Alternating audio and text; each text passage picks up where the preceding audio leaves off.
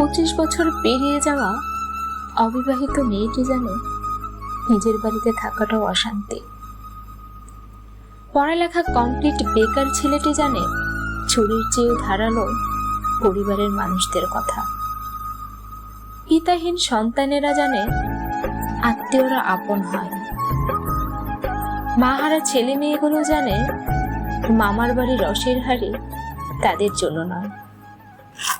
যৌতুক না নিয়ে শ্বশুর বাড়িতে পা রাখা মেয়েটি জানে মানুষ কত কথা বলতে পারে।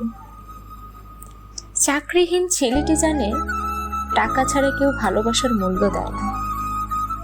কালো মেয়েটি জানে মানুষ গুণের কথা বললেও বাস্তবে সবাই রূপ খোঁজে। ডিভোর্সি মেয়েটি জানে সংসার ভাঙার দায়ভার কেবল তারই মাথায়। সুস্থ মানুষেরা জানে এই পৃথিবীতে কেউ না কেউ তার আপনজন।